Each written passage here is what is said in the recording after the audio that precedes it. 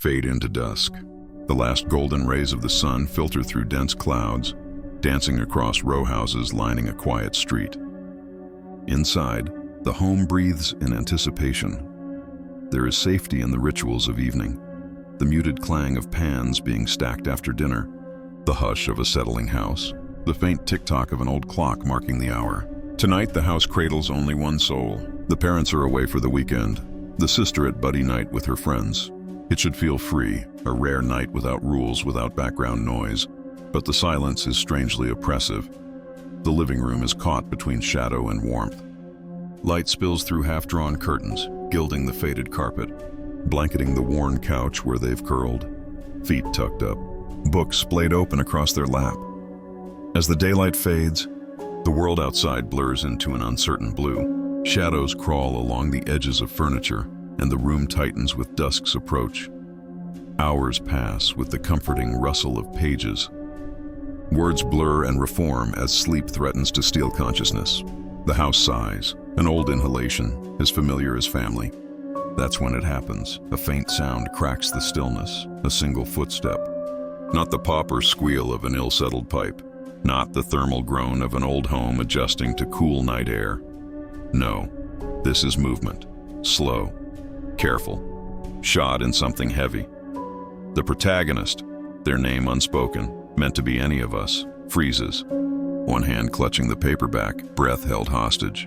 The moment stretches, heart pounding so loud it must echo within these warped walls. A second footfall. Another, following the rhythm of a cautious pace. All at once, every memory of childhood frights returns. Shadows under the bed, shapes behind closet doors.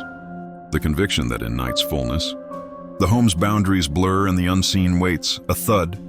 Close now, perhaps in the hallway, abandoning the book. They stand. The sound of pages folding in anxiety seems an explosion. The old wooden floorboards receive bare feet with an answering groan. The flashlight, kept always within arm's reach in this old place, is their only weapon, their only link to logic. Silence blankets the house, layered and thick. Every clock tick is an accusation. Every shallow breath presses against ribs. They listen again, straining in the hush. Only the ticking, only the wind clawing at the glass. The sound real? A figment? Imagination surely must sometimes be so vivid it assumes physical form. But the silence, now that suspicion has been sown, is no comfort at all. They move toward the hallway, each step calculated so as not to betray desperate nerves. The boards creak more with effort to be silent, not less. Halfway to the intersection of rooms, they pause. The corridor stretches before them, a narrow ribbon of aged carpet, walls painted an indeterminate shade of beige that sour as night deepens. Family photos hang askew. A smiling father whose eyes catch the light in a way that, in this moment, seems wrong. A sister frozen in childhood summers. The protagonist, themselves, unseeing, helpless against what lurks now just out of frame. At the far end, the boiler room door is ajar. Just slightly. Not wide, not shut. Just open enough for someone, or something, to have slipped through and disappeared. No one goes in there without a reason. The boiler is ancient, temperamental. Parents warn of burns, of things best not touched, of things for grown-ups. The room itself feels dislocated from the home. The walls are damp and cracked. Shadows hang thicker, and a single bulb, on a long, frayed cord, slings light in painful spasms. The protagonist's heart answers every distant creak in triplicate. Fingers tighten around the flashlight. The chill climbs their bare arms, raises the hair along their neck. Close your eyes. They think, count to 5, open them again, and the house will have returned to itself. But the pull of the unknown is irresistible.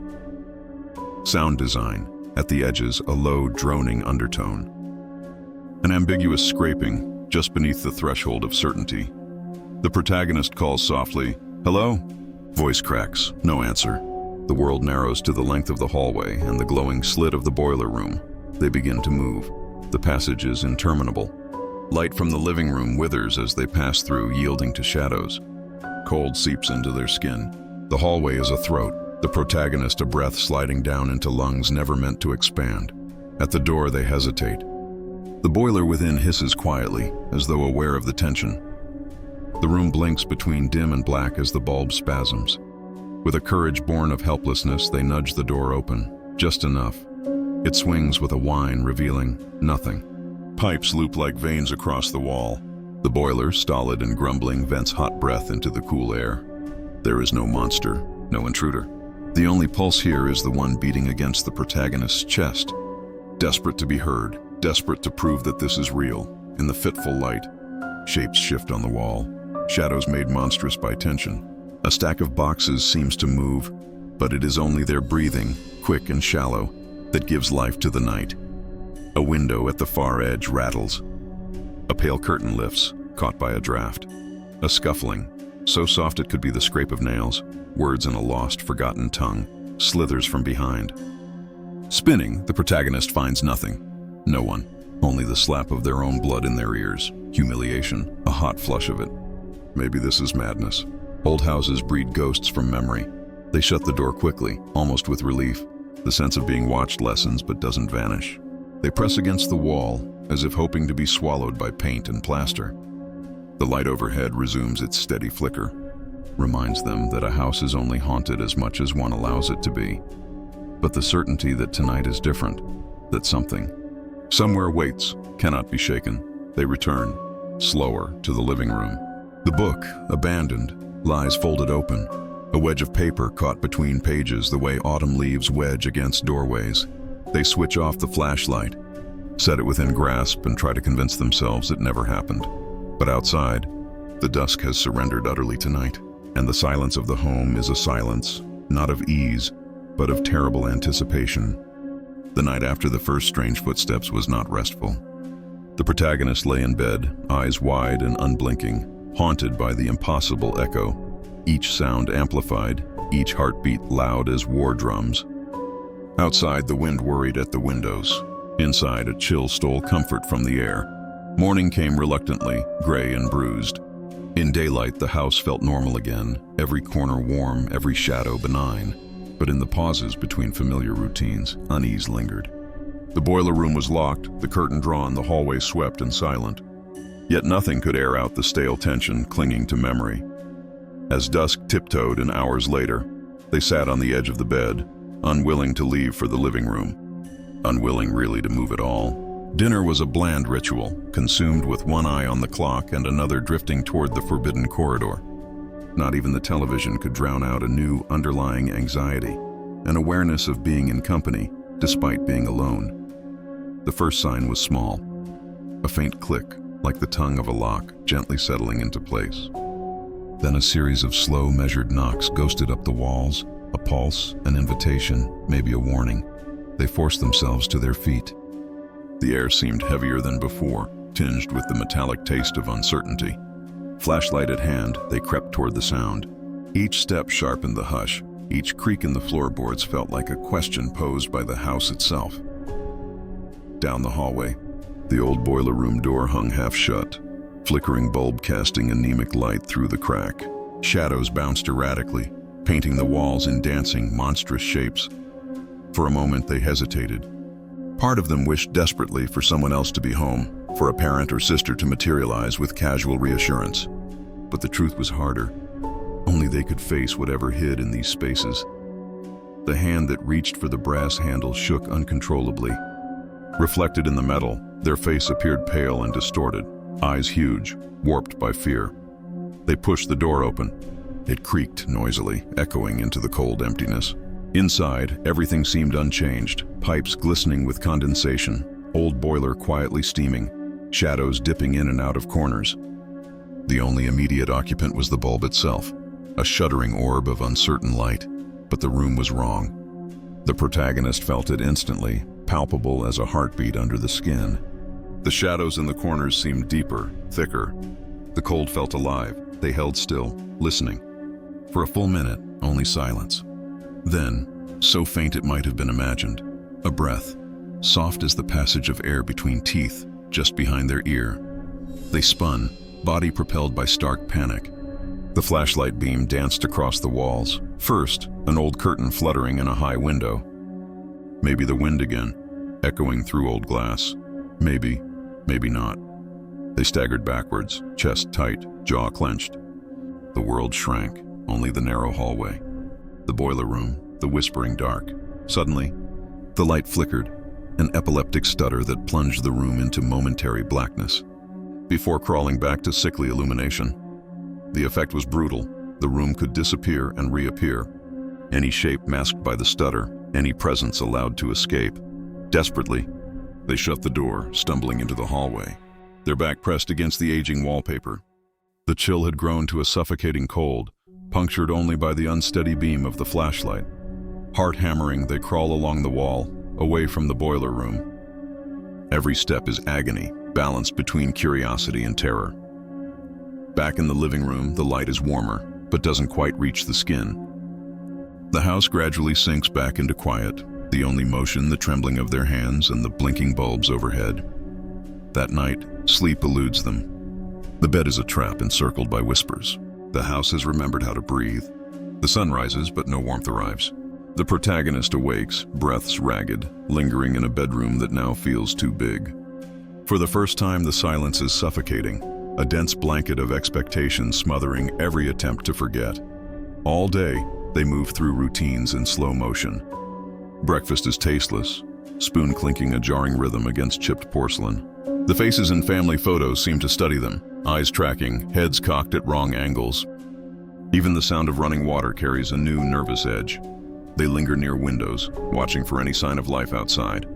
A car passing, a neighbor walking a dog. Inside, doors remain pointedly shut. The boiler room feels radioactive. Even the hallway draws suspicion, as if it might suddenly elongate or shorten when they aren't looking. At dusk, the hush thickens. Even the birds outside fly past quickly, unwilling to linger. The footsteps return. Not every night, but many. The pattern always changing, never predictable. The protagonist lies awake in bed, back pressed into the wall, listening intently.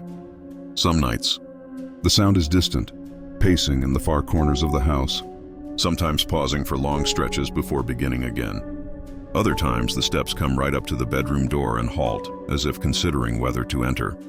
The clock marks midnight with a hollow clang. Heartbeats echo, slow and arrhythmic. Then a new sound, soft, rapid tapping, almost speech, comes from behind the wall. The protagonist sits upright, trembling, hands clutching blankets as if they might unravel the truth from tangled fabric. They whisper, "Is someone there?" At first, silence. Then, the tapping starts again, softer, less urgent. Words, perhaps. Maybe just the language of strangers. For hours each night, sleep floats beyond reach. When it does arrive, it is brief and restless, filled with fevered dreams, dark corridors, shadowed faces, endless running from something formless. A few days pass without incident. During this intermission, the protagonist finds themselves desperately clutching at normality. Television on too loud, music in headphones, long walks around the block. They double-check locks, leave lights on. Still, every time they return home, a deep, ancient dread gnaws at their stomach. Then, one night, the sounds escalate. Steps pound, thuds reverberate, objects move, something heavy dragging across floorboards. The protagonist grabs their flashlight and stands in the bedroom doorway, pulse thundering. "Who's there?" Their voice shakes. No answer. Only the oppressive silence of a house now intimately aware of its inhabitants' fear. They pace, desperate for courage. The air is thick, sticky, each breath tastes of iron and dust. As the protagonist stands finally at the threshold, ready to confront whatever is lurking, the senses sharpen. Every shadow could be an adversary. Suddenly, footsteps burst into a run down the stairs. The sound is violent, erratic. Something wants to be noticed. The protagonist follows, heart wild, down to the ground floor. They scan every room, flashlight slicing through gloom. Each space is empty but feels used, rugs disturbed, chairs slightly turned, curtains rustling as if someone just passed by. The protagonist tries to trust logic, to convince themselves that old homes deceive, that isolation plays tricks. Yet beneath all rationalization, they sense something is watching. The next evening, footsteps pause outside their room again. This time, there is a whisper, almost a word peeled open from the darkness, too soft to decipher but undeniably human. Clutching the flashlight, the protagonist struggles to muster courage. "Who's there?" They whisper. Only silence answers. A silence so thick it stifles sleep and stretches the night into eternity. Tonight, the old rituals offer no comfort. They've tried to outweigh the footsteps, to drown out memory with music and television. It's hopeless. The quiet is always listening. The protagonist tightens their grip on the flashlight. Its plastic is cold, chilling the sweat on their fingers. The air feels as thick as fog, pressing inward. Minutes pass, then hours. The footsteps resume, but this time they sound closer. Not just creaking along the hallway or pacing beyond the door, but right at the stairs. Slow, measured, like something was climbing. Contemplating, memorizing every board. They rise, breath caught, feet bare on the cold floor. The old clock marks 3 a.m., the hour when nightmares breathe loudest. "Show yourself," they whisper. The words shiver, barely rising above a gasp. The protagonist steps into the hallway, uncertain which is more terrifying, meeting something or being ignored. Outside, moonlight slants pale ribbons through clouded glass, dust swirling in odd shapes. The stairs ahead wind downward, lined by time-worn balusters, a procession of wooden figures, silent witnesses to dozens of childhoods. They approach the first step. The board groans louder than ever. Each shift of weight seems to shake the whole foundation. Halfway down, the beam of the flashlight trembles, slicing jittery arcs across walls and ceiling. Something glimmers beneath the lower flight, a faint motion, dark as ink.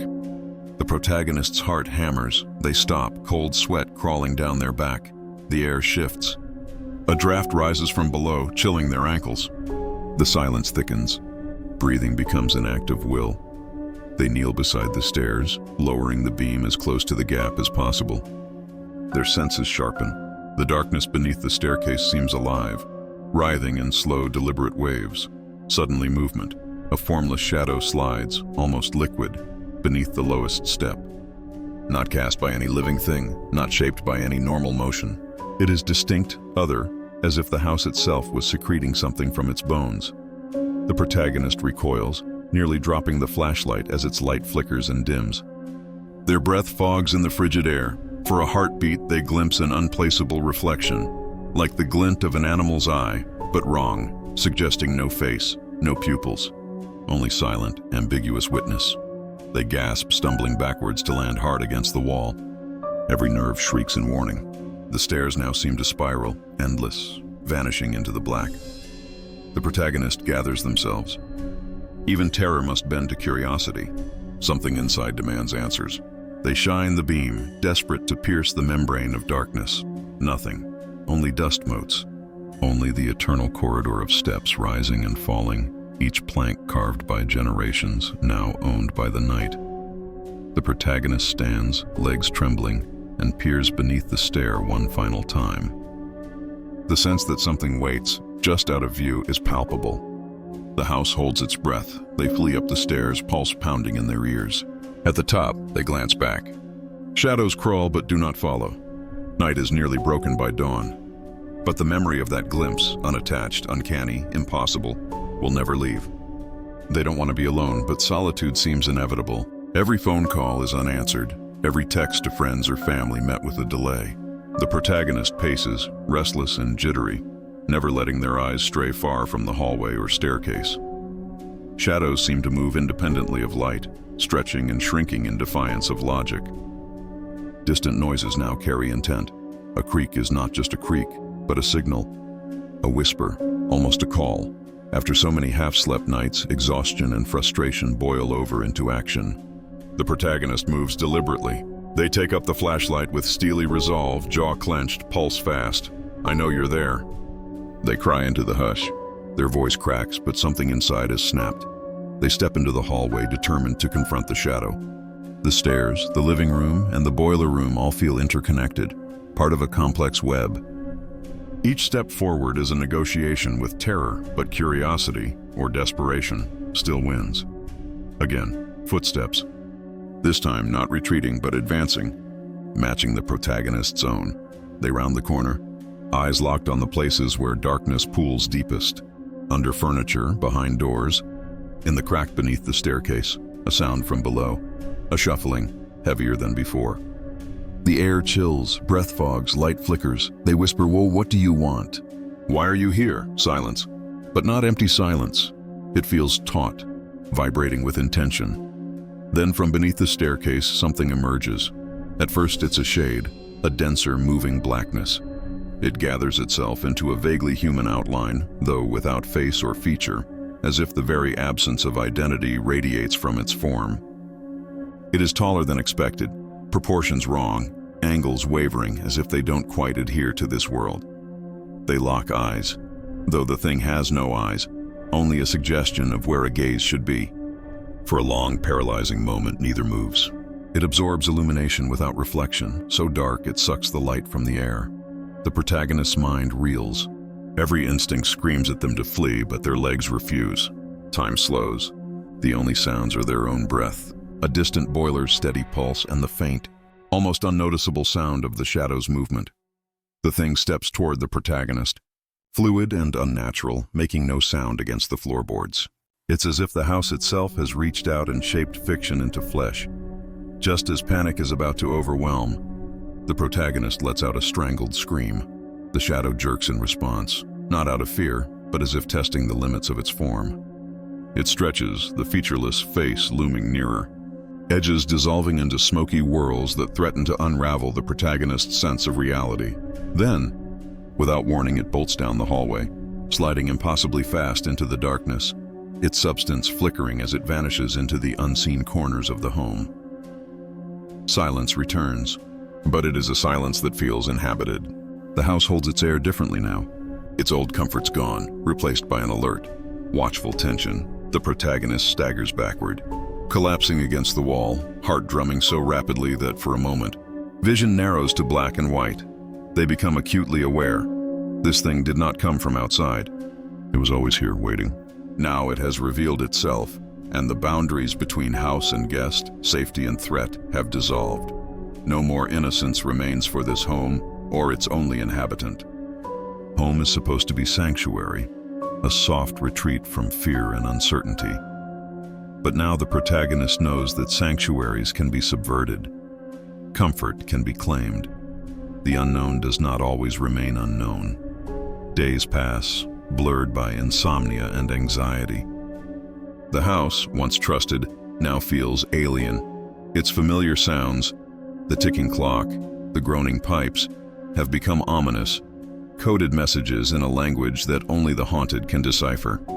The protagonist rarely ventures into the hallway.